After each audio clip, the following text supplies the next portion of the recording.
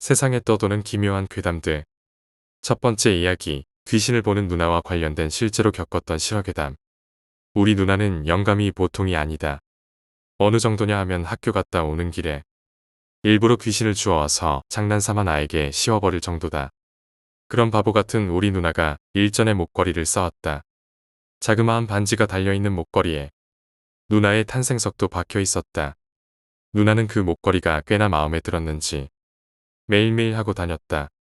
그러다 저번 주에 그 목걸이가 없어졌다. 원래대로라면 그런 거 일일이 하고 다니는 성격이 아니라 엄마나 나나 그럴 줄 알았다고 했지만 누나는 좀 충격을 받은 모양이었다. 하지만 이틀 후 누나는 그 목걸이를 다시 손에 넣을 수 있었다. 알고 보니 누나는 그 목걸이를 잃어버린 게 아니고 도둑맞은 것이었다. 범인은 누나와 같은 학교의 후배였다. 누나네 고등학교는 인문계로 교칙이 엄격해서 액세서리는 일체 금지였다. 하지만 그럼에도 불구하고 옷 속에 숨겨서 목걸이를 하고 다니던 누나는 체육 시간에 들킬까봐 사물함에 빼둔 모양인데 그 사이에 후배가 그걸 보고 훔쳤다고 한다. 그 후배는 그녀의 엄마와 함께 우리 집으로 사과하러 왔다. 어째서 갑자기 돌려주러 왔는가 했더니 후배의 말은 이랬다. 후배가 훔친 목걸이를 하고 있을 때면 기묘한 현상이 벌어졌다는 것이었다.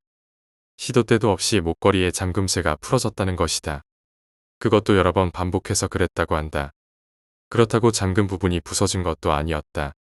마치 누군가 일부러 잠금을 푼 것처럼 스르륵 떨어졌다고 한다. 하지만 더 엄청난 일은 전차를 기다리는 플랫폼에서 벌어졌다. 전차가 들어오기 직전에 갑자기 목걸이가 누가 잡아당기기라도 하는 것처럼 선로 쪽으로 당겨졌다는 것이었다. 가까스로 선로에서 떨어질 뻔한 이 길을 면한 후배는 이대로라면 위험하다고 생각해서 목걸이를 돌려주러 왔다고 한다. 나는 믿어지지 않았지만 후배의 목에는 확실히 그때 생긴 것으로 추정되는 멍자국이 있었다. 그 멍자국은 아무리 보아도 목걸이가 후배를 목졸라 죽이려고 했던 흔적같이 보였다. 하지만 어찌되었건 아끼던 물건을 되찾은 누나는 너무나도 기뻐했다. 엄마와 나는 제발 버리라고 누나를 설득했지만 이건 나한테는 해를 끼치지 않아 괜찮아 라며 귀담아 들어주지 않았다. 그리고 지금도 내 옆에 뒹굴거리는 누나의 목에 그 목걸이가 걸려 있다. 나는 누나의 물건에 장난치는 일이 잦지만 그 목걸이만은 도저히 손대지 않을 생각이다. 전혀 무섭지 않을지도 모르지만 누나랑 같이 살며 그 목걸이를 매일매일 볼 수밖에 없는 나로서는 상당히 무섭다. 두 번째 이야기, 한밤에 소름 끼치는 전화. 내가 고등학교 1학년 때 일어난 일이다. 그 일이 일어나기 전까지 나는 공포스러운 경험을 한 적도 없었거니와 유령 따위도 믿지 않았었다. 하지만 그때 겪은 일은 나의 믿음을 전부 바꾸어 버렸다. 당시에 나는 세워진 지 오래된 7층짜리 맨션에 살고 있었다. 그곳의 409호가 우리 집이었다. 옆집인 410호는 복도 가장 끝쪽 집으로 당시엔 세입자가 없었다. 어느 날 12시 잠이 들었는데 전화가 울려 눈을 떴다. 시간은 새벽 2시였다. 이런 비상식적인 시간에 전화를 한 사람은 바로 내 친구였다. 밖에 나올래? 라고 말했다. 부모님도 주무시겠다. 나는 밖에 나가기로 했다. 2시 반까지 데리러 가기로 하고는 시간에 맞춰 부모님이 잠에서 깨지 않도록 발소리를 죽여 조심스레 나갔다. 엘리베이터를 타려고 그 앞에 섰는데 버튼도 누르기 전에 엘리베이터가 1층에서 올라오기 시작하더니 4층에서 멈췄다. 하지만 건물이 낡아서 오작동이 몇 번 있었던지라 나는 크게 신경 쓰지는 않았다. 친구와 만나서 둘이 자전거를 타고 인적이 없는 길로 향했다. 밤 늦게 돌아다니다 경찰에 붙잡혀 학교 선생님에게 연락이라도 가는 날에는 상당히 입장이 곤란했기 때문이다. 한동안 둘이 자전거를 타는데 갑자기 친구가 가볍게 인상을 쓰며 말했다. 너 근데 아까부터 뒷좌석에 타고 있는 그 여자 누구냐? 뒤를 돌아보았다. 머리카락이 기나긴 여자가 나를 보며 불길하게 웃고 있었다. 나는 기겁하며 벌떡 일어났다. 꿈이었던 것이다. 시간을 보니 새벽 2시였다. 도로 자려 눈을 감는데 전화가 왔다. 꿈대로 친구는 아니겠지 하며 떨리는 마음으로 핸드폰 액정을 보니 모르는 번호였다.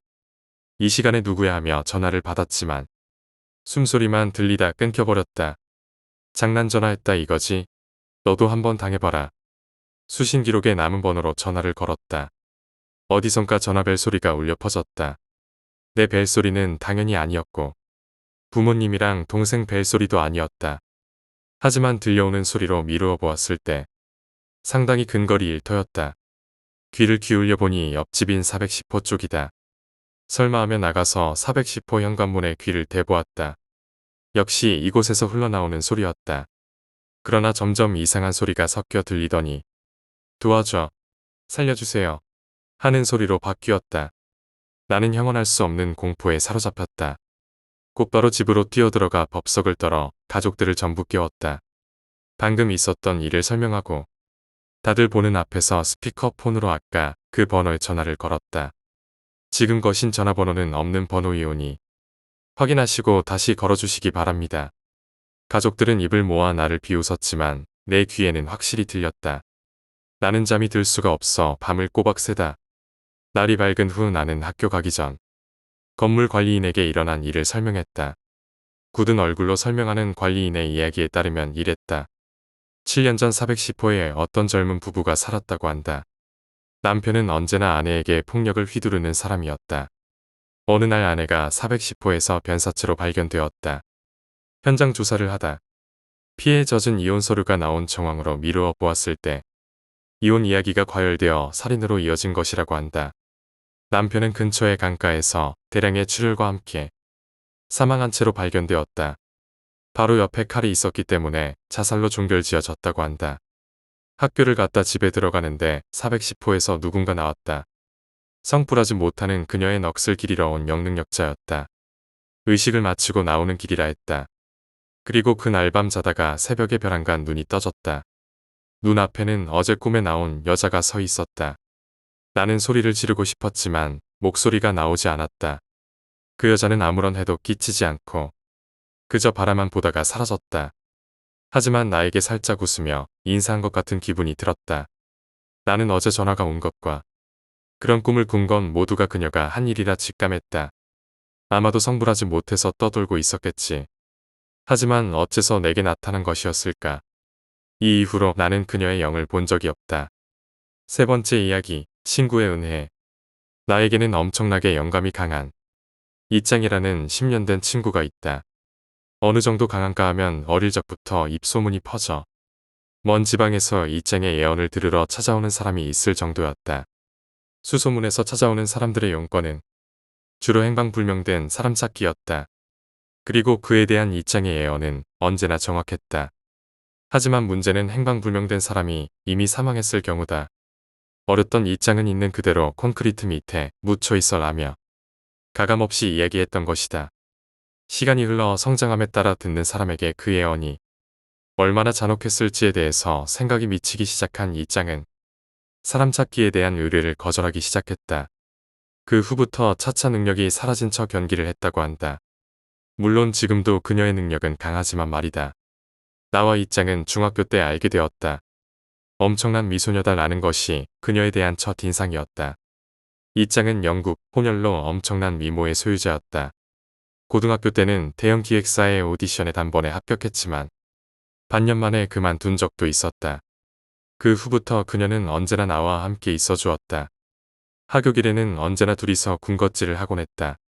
어느 날 여느 때와 같이 어떠한 건물의 외부 계단에 앉아서 둘이 군것질을 하고 있었다. 그러다 계단을 내려오는 어떠한 아주머니가 우리에게 말을 걸었다. 그 아주머니는 다리가 불편한 분이신 듯 했다. 밖에 사람이 참 많구나. 오늘 무슨 날이니? 라고 아주머니가 말했다. 길에는 인파가 아주 많았다. 축제 날이었기 때문이다. 항상 낯선 사람이 말을 걸 때는 이짱이 나서서 대답을 하곤 한다. 나는 낯가림이 심하기 때문이다. 하지만 이날은 조금 달랐다. 이짱은 딴청을 피우며 아주머니의 이야기를 들은 척도 하지 않았다. 할 수 없이 내가 대답을 하게 되었다. 축제가 있어요. 아주머니는 그러냐며 방긋 웃으시고는 다리를 절며 천천히 계단을 내려가셨다. 잠시 동안 이짱은 말이 없었다. 그러다 아주머니의 모습이 시야에서 사라지자마자 이짱은 말했다. 저분은 이미 돌아가신 분이야.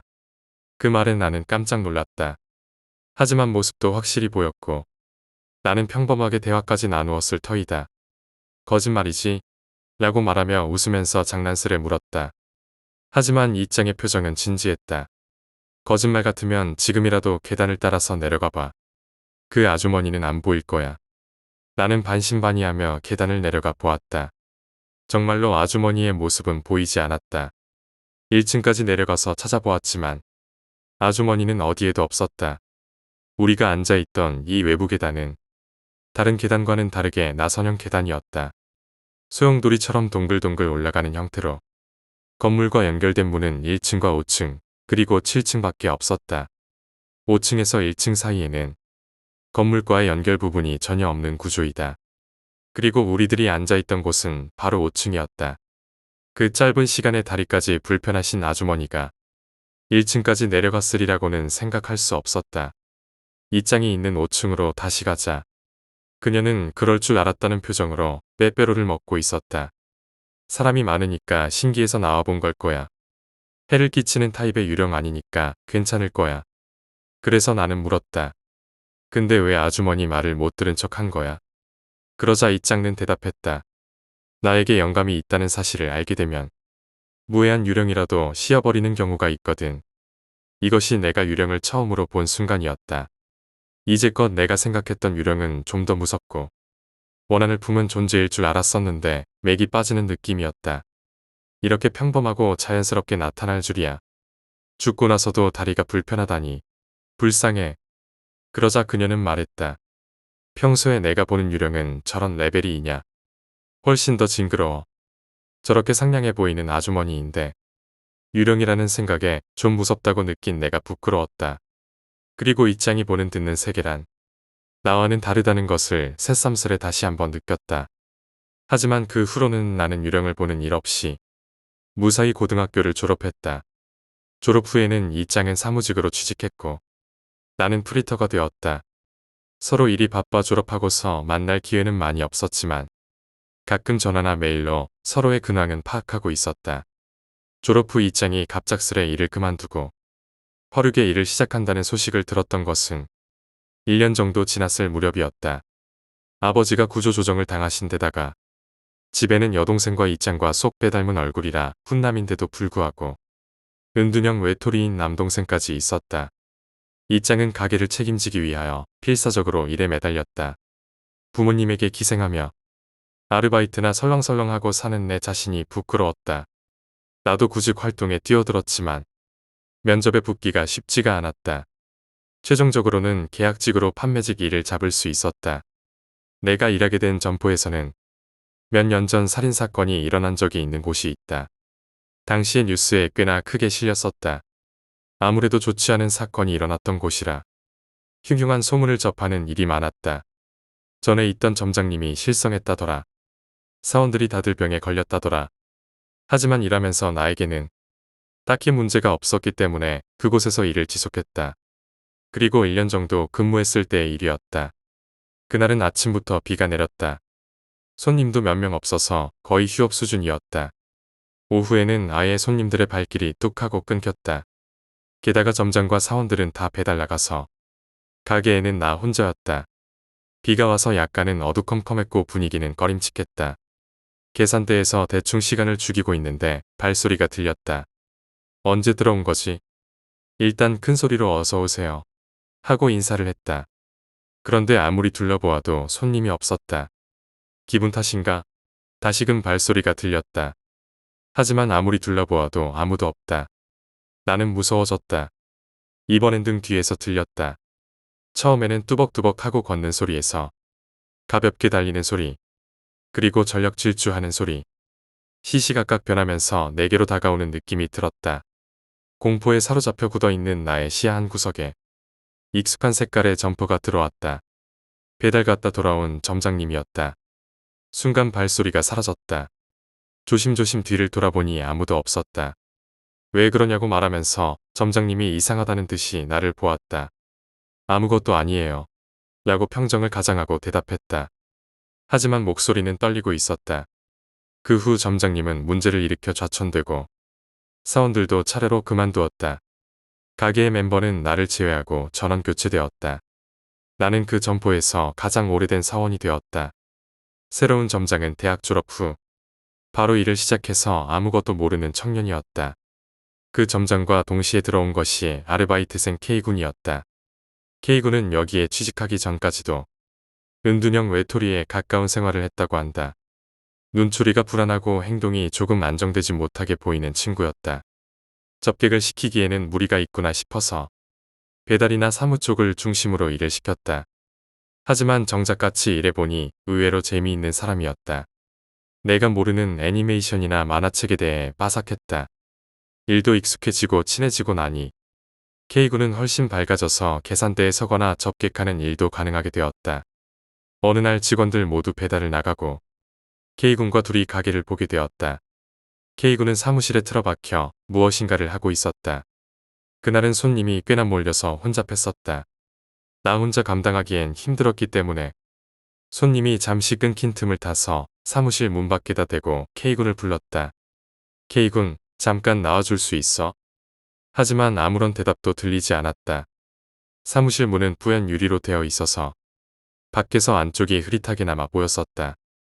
스텝 점퍼를 입은 사람의 그림자가 안에서 움직이는 게 보였기 때문에 K군이 안에 있는 것은 확실했다. 안 들렸을지도 몰라서 문을 열고 부르려는데 K군이 안에서 문을 잠가버렸다.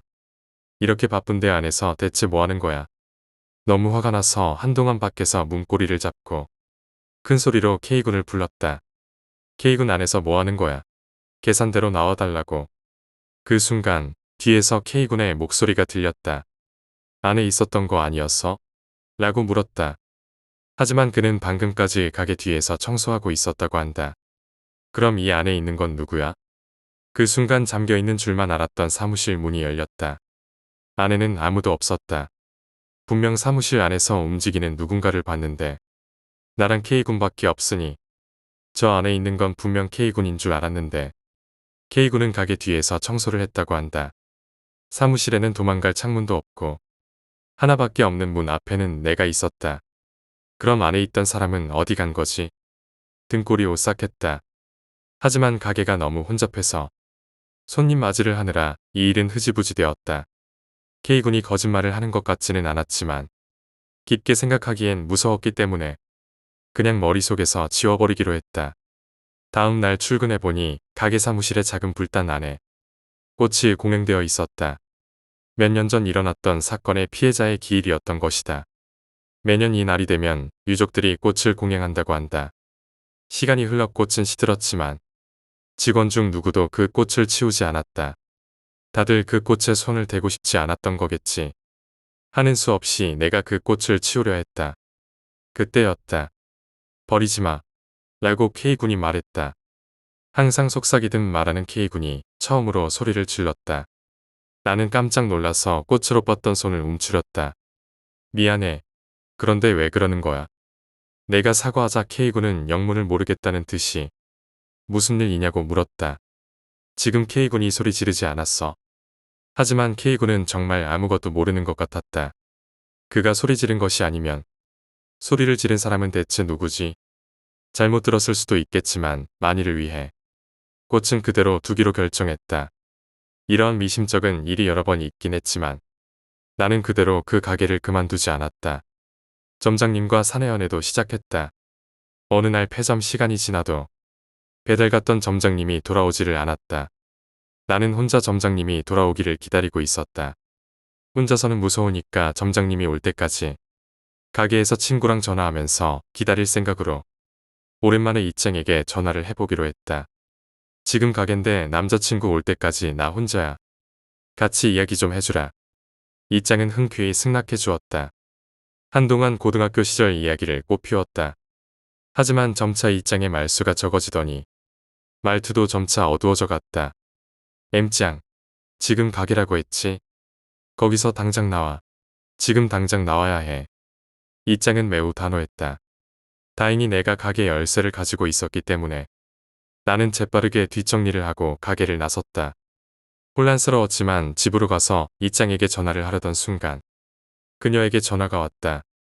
너희 가게 진짜 이상해. 아까 전화하고 있었을 때 이상한 소리가 들리더니 M짱 목소리가 진짜 이상하게 바뀌는 거야. 다른 사람 목소리처럼 말이지. 계속 거기서 일하면 M장에게 안 좋은 일이 일어날 거야. 그만두는 편이 좋아. 나는 당연히 이장을 믿었지만 사회생활이라는 게 그렇듯 그렇게 하루아침에 그만둘 수가 없었고 시골이다 보니 다음 직장을 구하기도 쉽지가 않았다. 고민이 정말 많았지만 다음 날 결국 출근하기로 결정하고 집을 나섰다. 하지만 집 앞에 이장이 기다리고 있었다.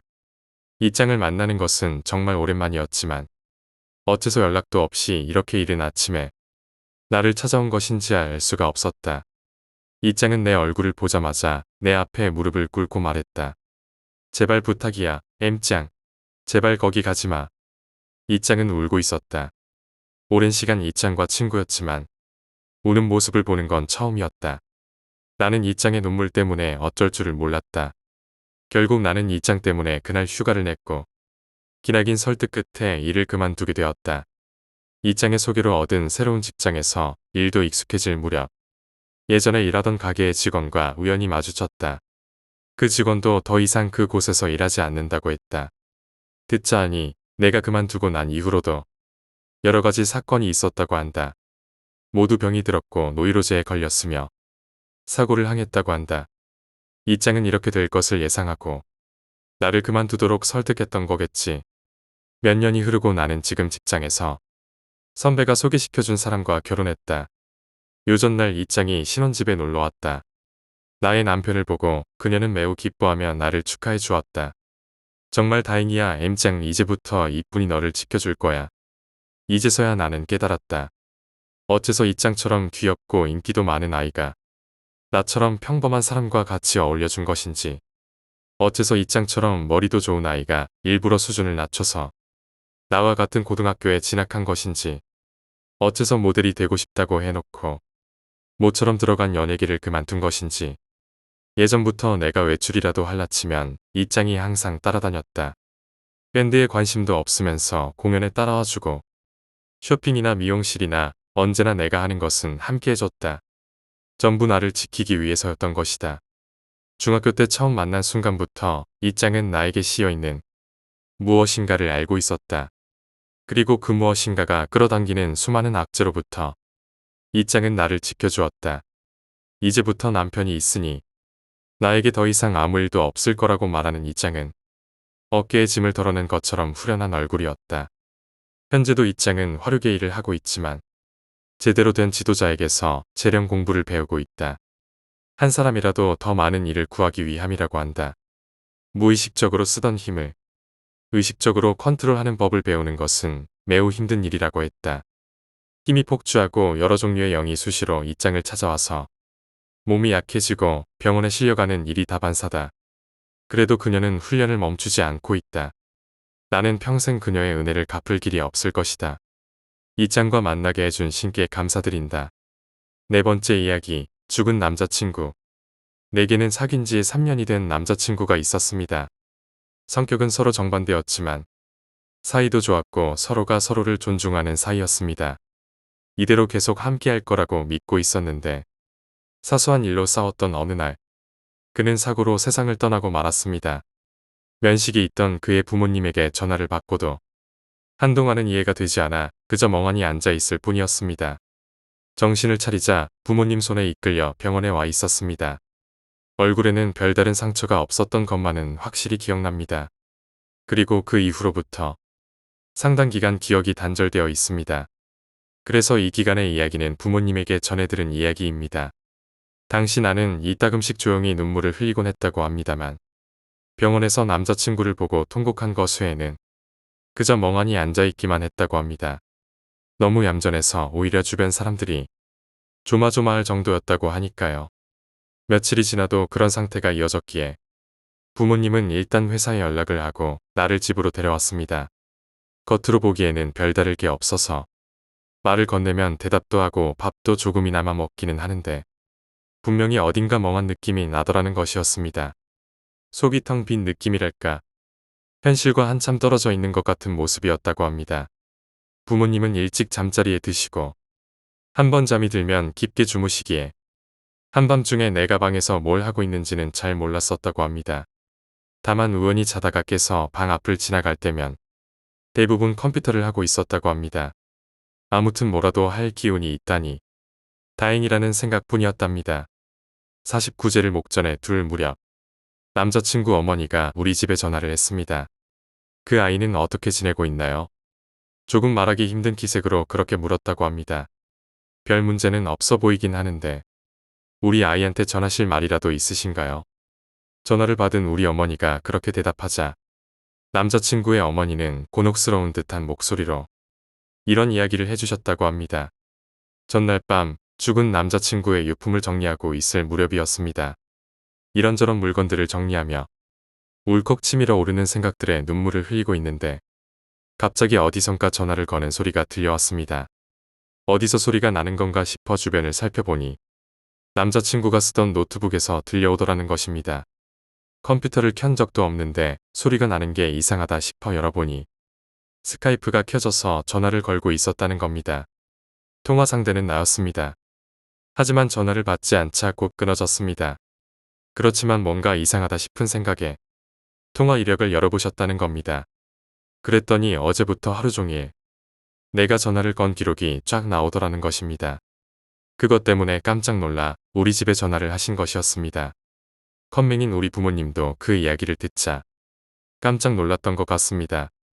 그래서 그날 밤 언제나처럼 컴퓨터 앞에 앉아있는 내게 다가가 말을 걸고 화면을 살폈다고 합니다. 한밤중이니 방 안은 깜깜하고 컴퓨터의 모니터 화면만이 빛납니다. 나는 멍하니 마우스를 누르고 있습니다. 화면에는 스카이프가 켜져 있고 남자친구에게 계속 전화를 걸고 있었다고 합니다. 하지만 아무리 전화를 걸어도 받지 않기에 연결이 되지 않아 전화가 끊길 때마다 다시 전화를 걸기를 반복하고 있었던 겁니다. 소름이 끼쳐 나를 데리고 나와 거실에서 뭐 하는 짓이야? 라고 고함을 쳤다고 합니다. 나는 전화를 안 받아 라고 대답했다고 합니다. 어머니는 나를 붙잡고 간곡히 더 이상 그는 이 세상에 없다고 이대로 있으면 너까지 죽는다고 울면서 설득했다고 합니다. 그리고 간신히 무언가를 이해한 것인지 내가 대성통곡하기 시작했다고 합니다.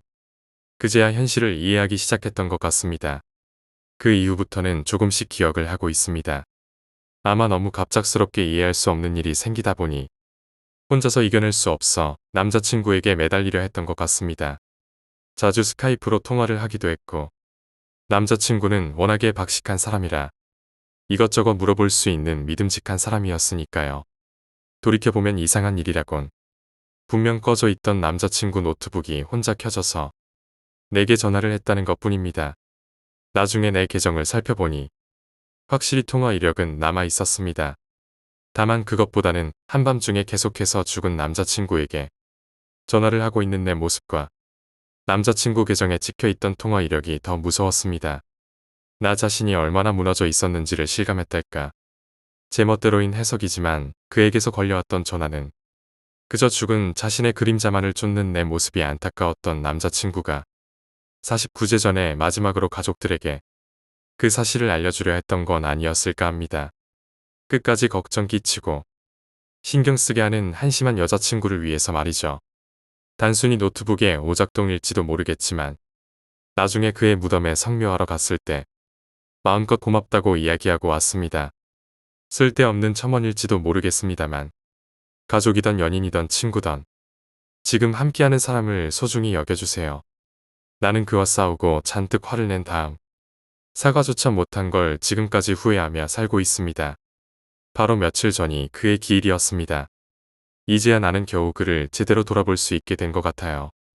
그래서 지난 몇 년간 옆에서 나를 계속 지지해줬던 친구에게 결혼을 전제로 한 고백을 받아들이려 하고 있습니다. 길고 시시한 이야기였을지 모르지만 누군가에게 들려주고 싶었어요. 5번째 이야기, 기묘한 괴현상. 어느 날 친구가 집안의 분위기가 왠지 좀 이상해서 남편도 몸 상태가 좋지 않다 라며 상담을 해왔다. 그리고 그 무렵부터 친구네 집에서 온갖 괴현상들이 일어나기 시작했다고 한다. 분명히 집안에는 그 친구 혼자뿐인데 계단을 오르는 발소리가 들리기도 하고 현관 바로 옆에 있는 방에서 방 안을 가로지르는 검은 그림자 같은 게 보인다는 것이었다. 이 정도 선까지는 친구도 단순히 기분 탓이라고 생각해 별다른 신경은 쓰지 않았다고 한다. 하지만 괴현상은 점차 그 돌을 더해가 한밤중에 친구 귓가에서 박수를 치는 소리가 들리는가 하면 집 2층 베란다 창문 안쪽에서 커다란 손바닥 2개가 찰싹 달라붙어 있는 게 보이기도 했다. 분명히 집 안에는 아무도 없는데 말이다. 그리고 손바닥을 목격한 그날 밤, 친구는 집 계단에서 굴러떨어져 다리뼈가 부러졌다. 누군가에게 등을 밀려 떨어졌다는 것이었다. 이 정도까지 되자 뭘 어떻게든 해야겠다는 생각에 다른 친구의 소개를 받아 영능력자와 만나기로 약속을 잡고 집에 불렀다고 한다. 뼈가 부러진 지 일주일 정도 후에 영능력자가 집을 찾아왔다. 그리고는 현관에 발을 들이자마자 이렇게 말했다고 한다. 이 집안에는 생명이 있어. 하지만 그 생명은 당신 둘이 만들어낸 거야. 최근 1년 새에 인연을 끄는 친구가 있지. 그 사람의 험담을 계속 당신들이 떠벌려대니 당신들이 가진 증오가 이 생명을 만들어낸 게야. 둘은 할 말을 잃었다. 그 말 그대로였던 것이다. 굳이 설명을 해주자면 이런 거지. 생김새는 당신들이 그리도 미워하는 그 친구의 모습이겠지만 그 실체는 당신들 마음 그 자체인 거야. 그게 영체화되어서 당신들에게 직접적인 해까지 끼치고 있으니 오늘은 제대로 불제를 올려줄게. 하지만 당신들이 그 증오의 마음을 버리지 못하면 결국 똑같은 일이 반복될 뿐이야. 불제를 올리는 동안 한 명은 등이 아팠고 또 한 명은 머리가 깨질 듯이 아팠다고 한다. 불제 이후 모든 괴현상은 씻은 듯이 사라졌다고 한다. 자기 자신의 증오가 자신을 억눌러 괴롭힌다는 말에 아연실색했지만 눈물 가득한 눈으로 나를 찾아와 이 이야기를 하는 친구들을 보니 믿을 수밖에 없었다.